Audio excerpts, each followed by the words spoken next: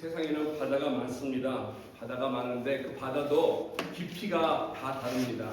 얕은 바다가 있고 아주 수면이 깊은 바다가 있습니다. 세상에서 가장 깊은 바다는 서태평양에 있는 마리아나 해구라고 합니다. 이 해구의 그 깊이가 얼마나 깊냐면 11,033m라고 합니다. 이 정도라면은 어느 정도 거리가 되냐면은 7마일 정도의 거리라고 하죠. 7마일이면 꽤 긴 거리입니다. 그 정도의 깊이의 해구가 있다는 것입니다. 에베레스트산, 우리가 세상에 제일 높은 산을 거기다 갖다 집어넣어도, 그리고 플러스 한라산을 집어넣어도 그거 다 채우지 못할 정도로 깊다라고 합니다. 어떻게 이 깊은 것을 수심을 잴 수 있었겠습니까? 옛날에는 사람들이 배를 타고 가면서 긴 줄을 추에 달아가지고 밑에 집어넣어서 그 추가 닿으면은 그 길이를 쟀다고 합니다. 근데 이 방법은 온전치 않습니다. 그게 가끔 가다가 조류에 따라서 흔들려서 떨어가기도 하고, 또는 내려가다 보면은 뭔가 걸려가지고 더 내려가지 않아서 잘못 그 수심이 측정이 될 때도 있습니다. 근데 오늘날은 최근에 이 기술로 발달로 인해서 음향 측정기라고 하는 게 있습니다. 이 에코 사운드라고 하는 건데, 소리로 인해서 음향을 통해서 그 바다 속에 음향을 내보내서 다시 돌아오는 걸로 인해 그 수심을 체크한다고 합니다.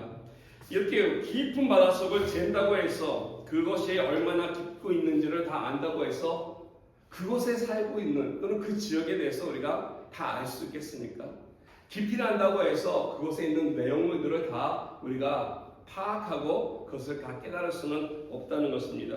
그 밑에 살고 있는 어떤 어류들이 살고 있는지, 어떤 신기한 동물들이 있는지 우리는 결코 알 수가 없을 때가 많다는 것입니다. 아무리 기술이 발달이 되고 과학이 발달을 했다 할지라도 이처럼 이 세계 가운데는 우리가 다 알지 못하고 넘어가고 있는 것이 너무나 많습니다. 신비한 것이 많다는 것입니다. 우리가 뭔가 좀 안다고, 우리 사람들이 뭔가 깨달았다고, 우리가 성는 사람들이 뭔가 발견했다고 하는 이런 것이 있으나, 이 모든 것은 우리들의 수준 가운데 있어서 하나님에 비하면 너무 얄팍하고 작고 조그만한 것이라는 것입니다. 한 예로 우리가 옆에 살고 있는 사람들, 주변에 있는 사람들, 우리가 살고 있는 이 도시에 대해서 안다면 얼마나 알겠습니까? 심지어 같이 생활하고 있는 우리 식구들, 가정들은, 우리 가족들의 마음 또한 우리가 다 알지 못할 때가 많다는 것입니다. 하물며 이처럼 우리 주변에 눈에 보이는 것도 다 알지 못하는데 어찌 우리가 하나님의 마음을 알 수 있겠습니까?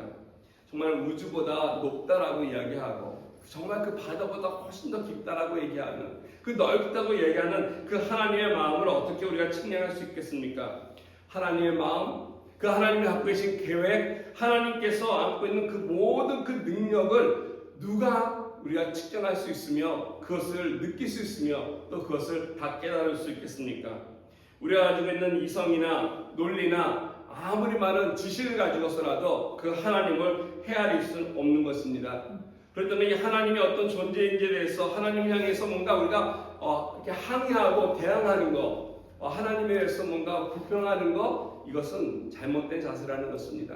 성경이 말씀해주고 있는 것은 이와 같은 하나님, 우리가 알 수 없이 크다고 위대한 하나님은 믿음으로 그를 어셉트하라는 것이 바로 성경이 말씀해주고 있는 바른 신앙의 자세라는 것입니다.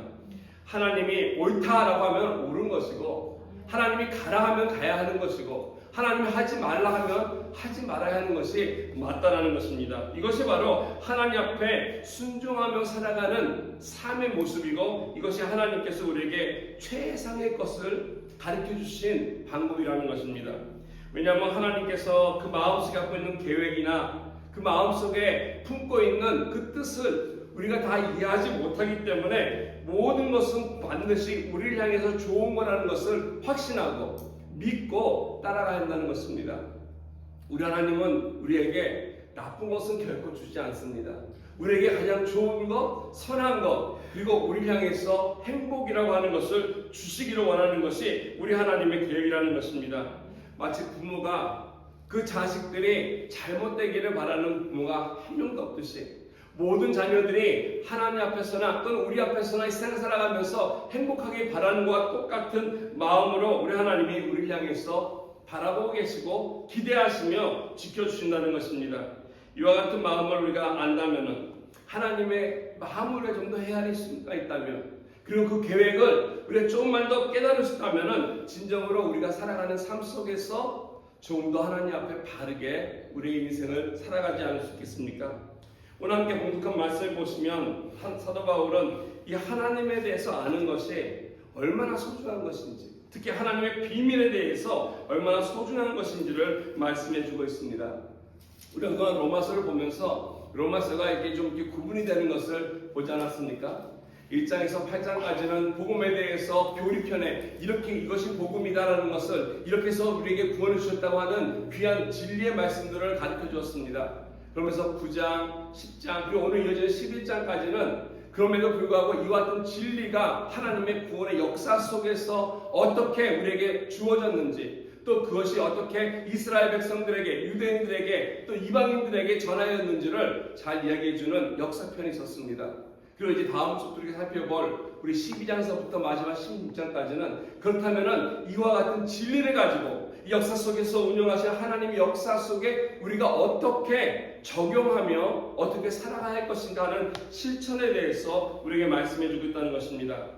어떻게 하면은 하나님 앞에 바르게 우리가 살아갈 수 있을 것인가? 오늘 9장, 10장, 11장 속에서 역사를 정리하면서 오늘 바울이 내려주고 있는 결론의 말씀이 오늘 본문의 말씀이라고 말씀드릴 수 있습니다. 25절을 보면은 이 결론이 어떻게 되냐고 이렇게 얘기하고 있습니다. 형제들아 얘기하면서 너희가 스스로 지혜있다 하면서 이 신비를 너희가 모르기를 내가 원치 아니하노니 얘기합니다. 이 신비는 이방인의 충만한 수가 들어오기까지 이스라엘의 더러는 우둔하게 된 것이라. 오늘 말씀 보니까 신비라고 하는 단어가 나와 있습니다. 우리 개역성경 예전의 거에 보면은 이 신기에 여기를 비밀이라고 번역이 되어 있었습니다. 이게 헬라어로는 무스테리온이라는 단어인데 이 무스테리온에서 이제 파생된 게 미스테리라고 하는 이 비밀. 어떤 사람은 뭐 이와 같이 감춰진 거, 밝혀지지 않는 거 뭐 이렇게 번역하기도 합니다. 상관없습니다. 하나님께서 우리에게 뭔가 아직 보여주지 않은 거 반드시 있지만 감춰져 있는 것이 있다라는 것입니다. 그런데 이것을 오늘 하나님께서 뚜껑을 열어서 우리에게 밝히 보여주시기를 원하신다는 것입니다. 이 내용이 무엇입니까? 오늘 보니까 이렇게 말씀합니다. 이방인들의 충만한 수가 다 차기까지, 이방인들의 충만한 숫자가 들어오기까지 이스라엘의 더러는 어느 정도 숫자는 한 부분적으로는 우둔하게 되었다라고 성경은 얘기하고 있습니다. 이방인들에게 복음이 전파되어서 구원을 받아서 이방인들의 그 구원받은 자의 숫자가 다 찰 때까지, 그 숫자가 얼마인지 성경은 밝혀주고 있지 않습니다. 우리는 알지 못하나 하나님의 계획은 그 숫자가 있다는 것입니다. 충만히 차는 그 시가 있다는 것입니다. 이것이 다 충만하게 찰 때에 그 다음에 우리에게 주어지는 그것은 하나님 앞에 하나님께서 우리를 불러줄 뿐 아니라 이방인들까지도 함께 불러주셨다는 것입니다.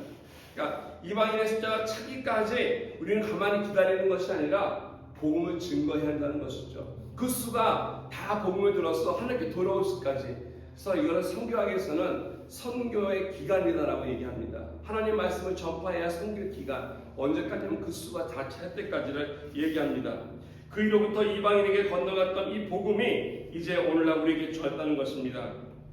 지난주에 살펴본 것처럼 하나님의 말씀이 먼저 유대인들에게 갔다가 유대인들이 예수를 거부함으로 말미암아 그 복음을 받아들이지 않아서 결국 그 복음이 이방인들에게, 즉 우리에게로 왔다고 말씀을 드렸습니다. 이게 바로 1세기 때부터 시작됐던 이방인을 향한 하나님의 계획의 시작입니다.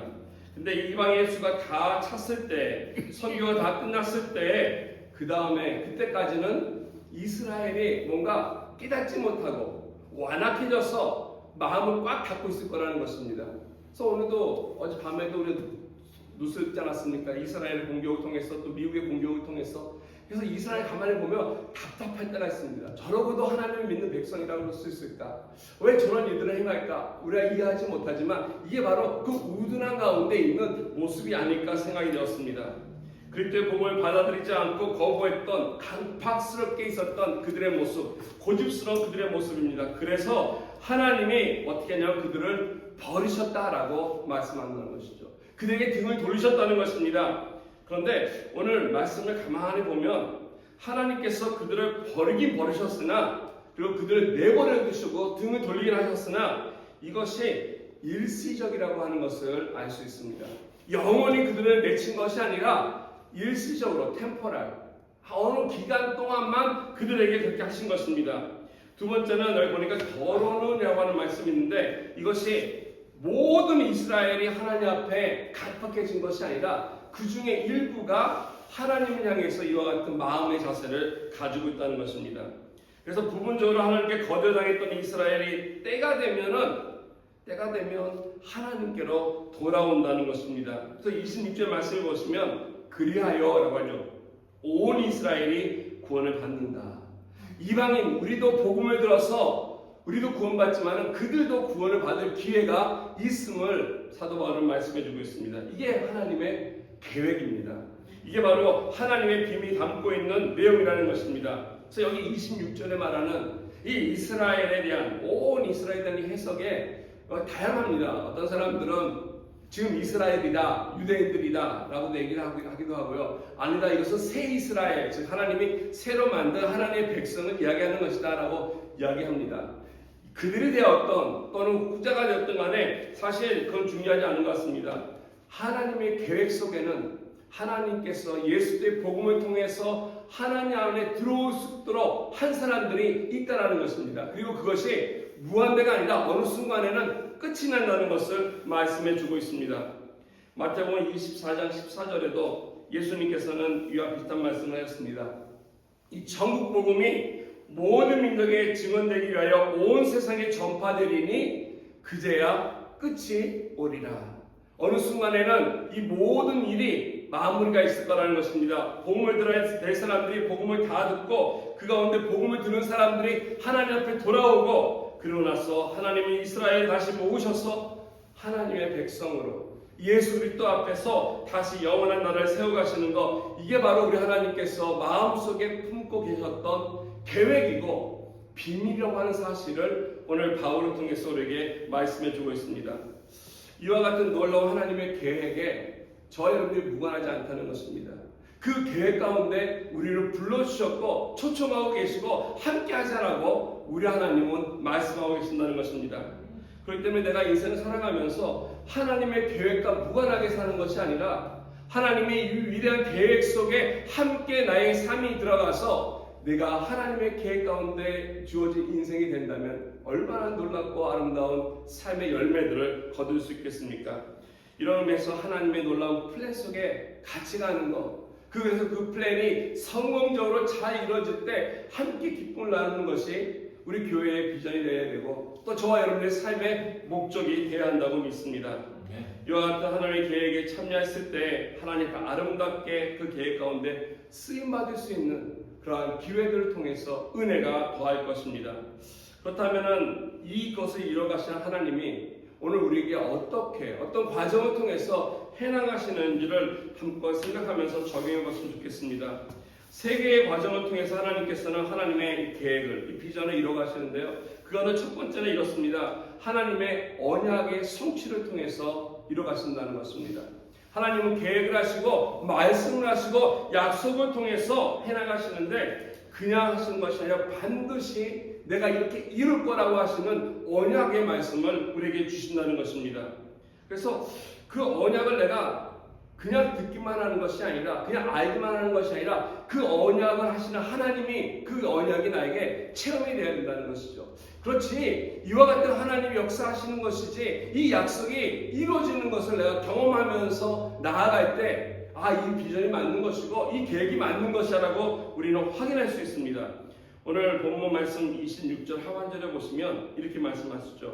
기록된 바 말씀하십니다. 구원자가 시온에서 오사 야곱에게 경건하지 않은 것을 돌이키겠다 얘기하십니다. 구원자가 시온에서 왔다. 이 구원자가 누구겠습니까? 하나님이 약속하신 구원자가 왔다는 것인데 이 구원자는 당연히 예수 그리스도를 말씀하고 있습니다. 그런데 오늘 이 모습에 이 예수님이 오셔서 우리에게 구원해 주시는데 어떤 모습으로 오시게 되냐면 참 재밌는 게 여기 헬라어 원문에 보면은 우리 한국 성경에 그게 잘 보이지 않습니다. 여러분 로메노스라고 하는 단어가 있습니다.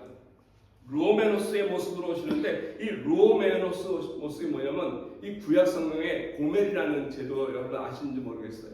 고멜과 같은 단어입니다. 고멜하면 우리가 룻기를 잘 기억할 수 있는데요. 이 룻기에 보면은 룻이 어려운 형편이 되어서 나오미랑 같이 이방에 있다가 다시 베들레헴으로 돌아오지 않습니까? 이미 다 모략한 가문이었고 빚이 많은 가문이었습니다. 그런데 이 룻의 가문을 다시 일으켜 세우기 위해서 보아스라고 하는 인물이 등장합니다. 이 보아스가 바로 이 룻의 그 나오미의 가정에 많고 많은 그 빚들을, 그 기업을 물을 자, 그 빚을 다 갚아주고 다시 회복시킬 수 있는 기업을 물을 자라고 하는 말이 나오는데, 이게 바로 고엘이라고 하는 단어입니다. 이 고엘이 바로 오늘 나오는 이 구원자의 말과 같다는 것입니다. 즉 히브리어로 고엘이라고 하는 단어가 오늘 바로 구원자로 소개하고 있는 예수님이라는 것이죠. 이 구원자가 시온에서 오는데 다른 것이 아니라 바로 저와 여러분들의 죄를 다 치루실 분을 말씀하고 있다는 것입니다. 솔직히 저와 여러분들은 이와 룻과 같이 다 몰약하고 그리고 다 망하고 쓰러지고 그리고 소망이 끊긴 그런 사람들 아니었습니까? 우리는 마귀를 따라다녔고 멸망받을 수 없는 그러한 자녀들이라고 성경은 우리에게 얘기하고 있습니다. 예수님께서는 우리가 지었던 그와 같은 모든 악한 행동들, 죄악들을 오늘 말씀 속에서 다 회복시켜 주시고 그걸 다 폐기해 주시고 그리고 우리를 다시 회복시켜 주시는 신분도 우리들의 존귀함도 하나님 앞에 다시 회복시켜 주셔서 담대하게 나아갈 수 있는 그런 존재로 만들어 주셨다는 것입니다. 이게 바로 구원을 기업을 물을 자로 말씀하시는 구원자 예수 그리스도의 모습이 오늘 말씀 속에 나오고 있습니다. 구원자 고엘로 오셨기 때문에 그분이 하신 일에 대해서 27절에 이렇게 나와 있습니다. 무엇을 하시냐? 내가 그들의 죄를 없이 할 때에 그들에게 이루어진 내 언약이 이것이라 한 것 같다. 하나님께서 구원자를 보내서 우리의 죄를 다 없애실 것을 약속하셨다는 것입니다. 우리의 죄가 그냥 없어지는 것이 아니라 내가 열심히 노력하고 그냥 회개만 한다고 사라지는 것이 아니라 나를 대신해서 예수 그리스도께서 십자가에 돌아가셔서 피를 흘리심으로 말미암아 그의 생명을 주심으로 내가 지불해야 할 모든 죄의 대가를 페이업했다라고 하는 이 말씀에 언약이 있다는 것입니다. 이 언약의 말씀이 다른 것이 아니라 나에게 성취됐음을 내가 믿고 이것이 경험되어야 한다는 것입니다. 내가 하나님의 계획 속에 하나님의 놀라운 비전 가운데 같이 동참하기 원한다면 그렇지 이 약속들이 하나씩 이루어지는 것을 내가 믿고 나가야 한다는 것이죠. 여기 하나님께서는 내 언약이 성취됐다고 말씀하시는데 이 성경 밑에 보면은 이 말씀이 이사야서에서 인용된 말씀 나와 있습니다. 이사야 20장 9절 말씀 인용했지만 여기 말씀하고 있는 이 새 언약, 이스라엘 사람들에게 있어서 새 언약은 이사야서 말씀보다는 예레미야 31장 31절에 말씀하시는 새 언약의 개념이 여기 들어있습니다. 그래서 하나님께서 새 언약을 주셔서 우리로 하여금 옛 언약이 아닌 하나님의 방법으로 새롭게 구원해 가시겠다고 하는 이 언약이라고 하는 것은 모세를 통해 주었던 그 돌판에 새겨진 율법을 말씀합니다. 근데 그 율법이 아니라 그 율법을 그들에게 이스라엘 백성에 주었지만 그들은 그것을 지키지 않았고 그 계약 언약을 파기시켰고 그리고 불순종하였습니다. 그러나 하나님께서는 다시 우리에게 새 언약을 주셔서 성령을 통해서 우리 마음속에 부어주셔서 하나님 앞에 그 언약이 내가 아니라 하나님께서 이루어 가시겠다고 하시는 약속을 주셨다는 것입니다. 내가 하나님의 나라에 하나님의 그 플랜에 들어가서 같이 사역하고 그 인생길을 걸어가기 위해 원한다면 제일 먼저 할 일들이 바로 이거라는 것입니다.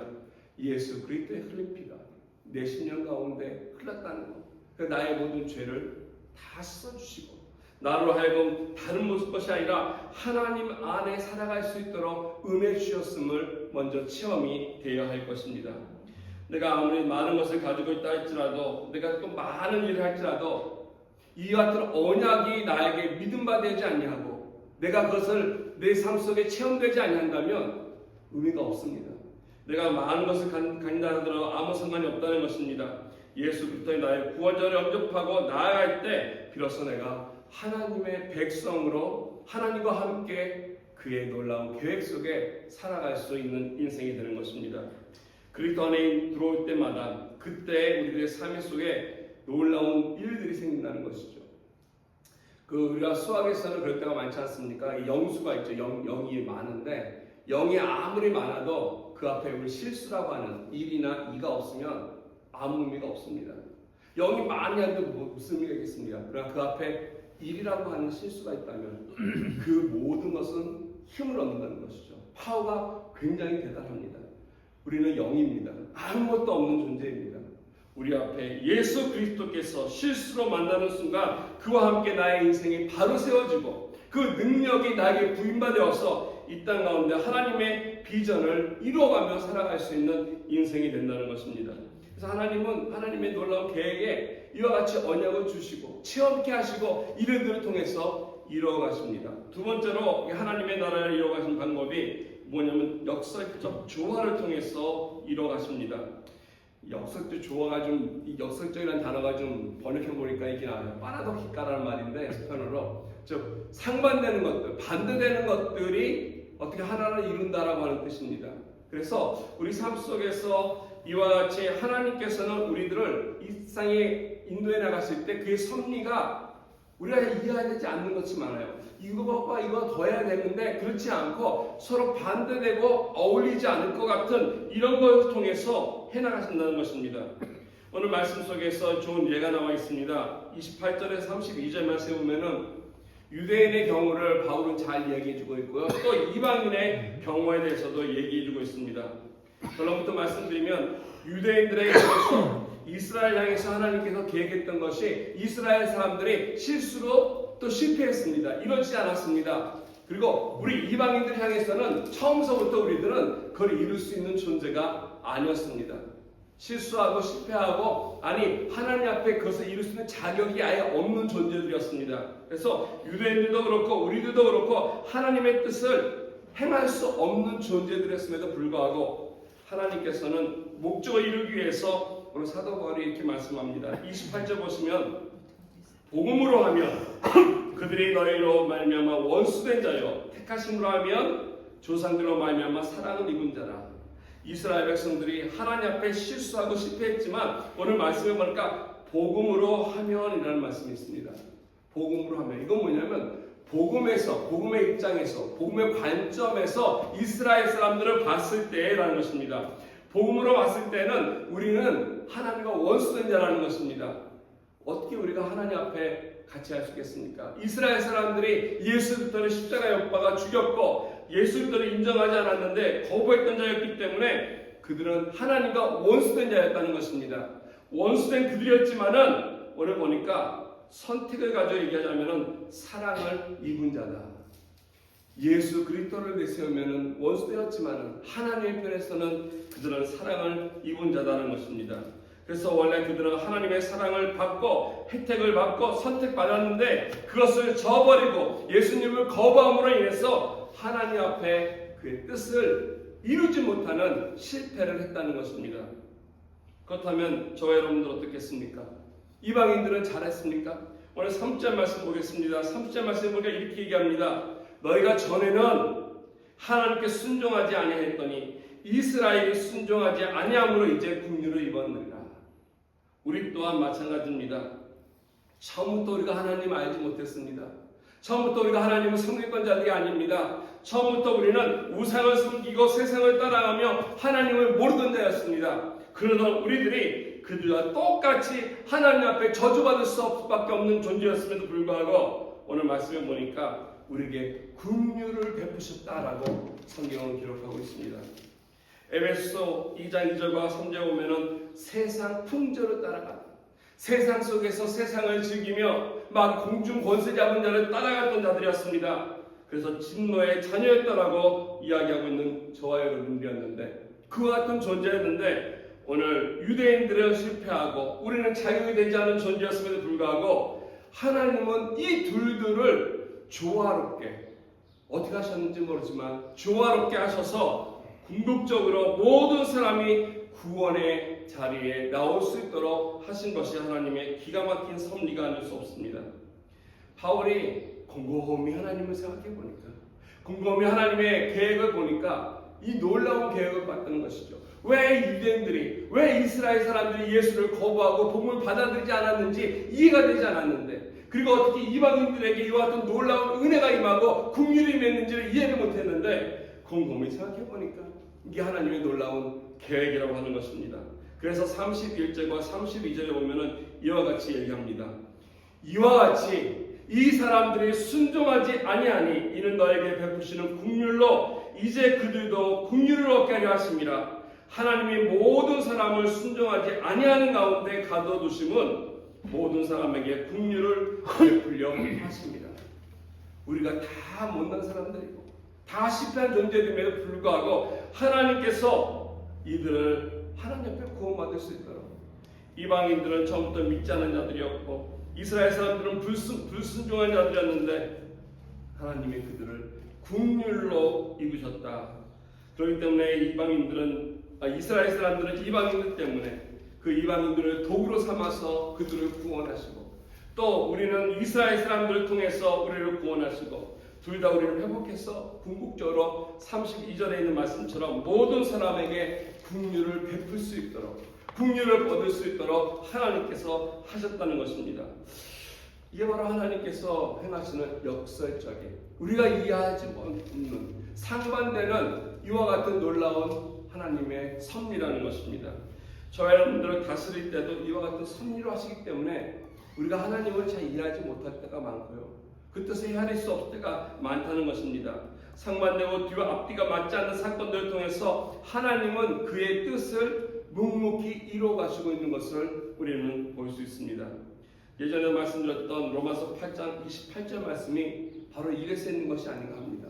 모든 것이 합력하여 선을 이루게 하시는 것. 내가 합력하는 것이 아니라 하나님의 그의 영원하신 그 뜻 안에서, 계획 속에서 그가 합력해서 선을 이루어가신다고 하신 것입니다. 우리 인생 가운데 많은 사건들이 일어납니다. 우리들은 살아가면서 좋은 일도 경험하기도 하고요, 나쁜 일도 경험하기도 하고요, 내가 원하는 일도 원치 않는 일도 여러 가지 일들을 우리 경험하면서 인생을 살아갑니다. 그 가운데는 불행도 있고 행복도 있을 수 있으나 이 모든 것들 내가 하는 것이 아니라고 하는 사실을 다시 한번 알 수 있습니다. 하나님이 주관하신다는 것이죠. 지금 우리 주변에 일어나는 많은 일들 마찬가지입니다. 하나님의 손길로 주관하기 때문에 이 모든 것이 합력해서 하모니를 이루어서 하나님의 뜻을 이루어 우리에게는 가장 좋은 최선의 것을 우리에게 허락해 주신다는 것입니다. 이게 바로 하나님의 나라를 이루어가시는 방식입니다. 우리와는 너무 다릅니다. 이게 바로 저와 여러분들을 이끌어가시는 하나님의 손길이라고 할 수 있습니다. 우리는 우리의 인생 가운데 우리 눈에 보이는 것만 우리가 할 때가 많습니다. 우리가 보이는 것, 또 우리 외가 아는 것, 이것만 해서 붙을 때가 많은데, 우리 하나님은 우리 눈에 보이지 않는 그 이상의 것을, 우리가 깨닫지 못하는 그 이상의 것들을 할 때가 많다는 것입니다.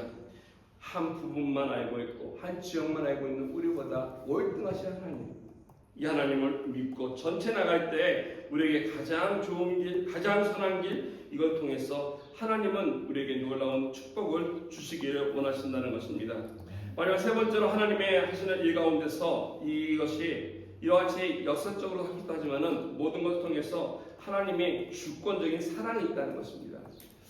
그 안에는, 그 뜻 안에는 이 놀라운 사랑이 있습니다. 절대적인 사랑이라고도 말씀드릴 수 있습니다. 그 무엇과도 바꿀 수 없는 하나님의 귀한 속성, 그 사랑이 이 계획의 기본이 되기 때문에, 베이스가 되기 때문에 이 사랑으로 우리를 향해서 다가오시고 그 사랑이 이루어지기 위해서 역사하신다는 것입니다. 오늘 사도 바울은 이와 같은 하나님의 기가 막힌 계획 속에 하나님의 손길이 있는 것을 깨닫는 순간 그가 터뜨린 고백이 오늘 말씀 속에 있지 않습니까? 이게 바로 33절에서부터 나와 있는 기록입니다. 깊도다 이겁니다. 깊도다 하나님의 지혜와 지식의 풍성하며 그의 판단을 헤아리지 못할 것이며 그의 길을 찾지 못할 것이다. 하나님의 지혜가 얼마나 깊은지 그 누구도, 그 어떤 인간도 헤아릴 수 없음을, 너무 예측 불가하다는 이 하나님의 계획을 그가 알고 고백했다는 것입니다. 스페너 성경이 좀 더 이렇게 마음이 와닿게 나왔어요. 꽤 grande es la riqueza. 이거 하나님의 이 맛보시 크다라고 얘기합니다. 그러면서 하나님에 대한 지식과 지혜가 얼마나 불행함인지 얘기하면서 그의 판단은 impossible, 불가능하다라고 합니다. 우리로서 헤아릴 수 없다라고 하면서 고백하는 고백을 볼 수 있습니다. 하나님이 가지고 계시는 이 넘치는 지혜, 이 넘치는 지식, 이 축복, 이것이 우리에게 향하신 길이라고 하시는데 이것을 준비해 놓으신 것 누구를 위해서겠습니까? 하나님 자신이 아니라 바로 저와 여러분들을 위해서 이 계획을 하시고 주셨다고 하는 사실이 더 놀라운 것입니다. 하나님의 깊은 마음, 그 뜻을 우리가 다 알 수 없을 것입니다. 어찌 우리가 다 해낼 수 있겠습니까? 그럼에도 불구하고 한 가지 우리가 확실히 알 수 있는 것, 붙들 수 있는 것, 그건 뭐냐면 그 하나님의 마음 속에 들어가고 깊이 열면은 그 가운데 그 깊은 곳에는 우리를 향한 사랑이 있다라고 하는 사실입니다. 이 세상에 그 누구보다도 우리를 아끼고 사랑하시기 때문에 이 사랑이라고 하는 우리 인간의 단어 속에 담겨 있는 그 모든 것이 있기 때문에 하나님은 그의 독생자를 아낌없이 우리에게 내어주셨습니다. 그 하나님께서 행하신 역사 가운데 이루신 것이 어떻게 평범한 일이라고 말씀드릴 수 있겠습니까? 정말로 놀라운 사랑이 그 가운데 있지 않으면 할 수 없는 것입니다. 전혀 우리들 향해서 다 주신 것, 우리는 이해할 수 없을 것이고 헤아릴 수 없지만은 이 하나님의 사랑을 묵상했을 때 오늘 바울이 고백한 것 같은 이 놀라운 찬양을 하나님께 고백할 수 없을 것입니다.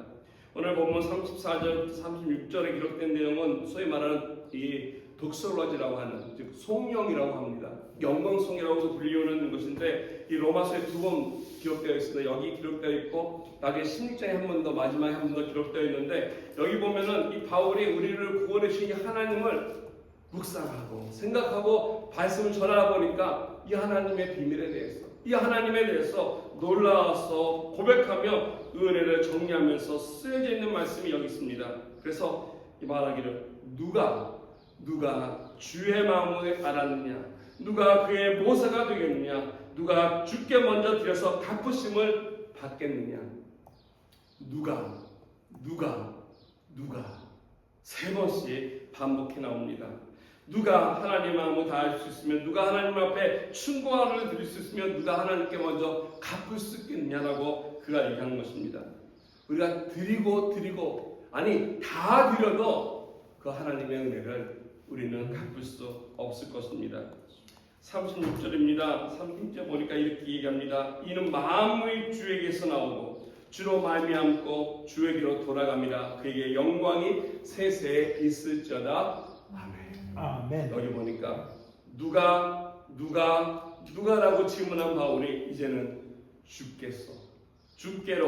주께서라고 답변을 적고 있습니다.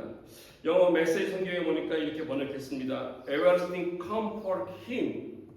모든 것이 그분으로부터 나오고 Everything happen through him. 모든 것이 그분을 통해서 일어나고 Everything end up in him. 모든 것이 그분 안에서 끝난다라고 했습니다. 이게 바로 하나님으로 시작돼서 하나님으로 마무리되는 모든 인류의 역사뿐 아니라 하나님이 계획하신 놀라운 계획이라는 것을 우리가 알 수 있습니다. 그래서 우리 인생 속에 일어나는 모든 일들, 큰 일, 작은 일, 좋은 일, 나쁜 일, 기쁜 일, 슬픈 일, 이 모든 것이 하나님 손 안에 있어서 하나님이 계획하시고 하나님이 이끌어 가시면서 우리에게 가장 베스트를 만들어 주시기 위해서 우리에게 허락하신 것입니다. 그래서 내일 결론이 이렇습니다. Our way glory, our way praise, yes, yes, yes라고 메시지 바울은 얘기합니다. 모든 영광, 항상 그분께 모든 찬양을, 그리고 yes, yes, yes, 하나님의 절대 주권, 하나님의 그 사랑 앞에 우리는 yes 하면서 그 하나님 앞에 예스를 고백하면서 그 하나님 앞에 예스로 순종하면서 우리는 나아가야 할 것입니다. 하나님께서 하라고 하실 때는 목적이 있습니다. 그걸 따질 필요가 없습니다. 이해가 안 될 때, 우리 마음속에 힘들어할 때, 답답할 때 기도하면서 믿음으로 나아가시기 바랍니다. 그러할 때 그걸 통해서 우리에게 가장 좋은 것을 하나님은 기다리고 또 준비해놓고 계시기 때문에 그렇습니다. 기도하라면 기도해야 할 것이고 헌신하라면 헌신해야 할 것이고 가라면 가야 할 것입니다. 나를 원해서 부르신다면 우리는 마다하지 않고 그의 부르심의 예수로 나가야 할 것입니다. 이 시간 기도하기 원합니다. 우리가 믿음을 가지고 나갈 때 내가 누군지 알지 못하지만 하나님 안에서 그 은혜 가운데서 내가 어떤 존재인지 다시 한번 발견되게 하시고, 그래서 하나님의 측량할 수 없는 그 은혜 속에서, 그 사랑 속에서 내가 그 하나님이 이해되지 않고 그 하나님을 다 알지 못할지라도 하나님이 나에게 주시고자 하시는 것은 가장 선한 것, 가장 베스트라고 하는 것을 믿고 그 계획 속에서 믿음으로 고백하며 결단하며 나갈 수 있는 저 여러분들에게 바라겠습니다. 같이 기도하며 나가겠습니다.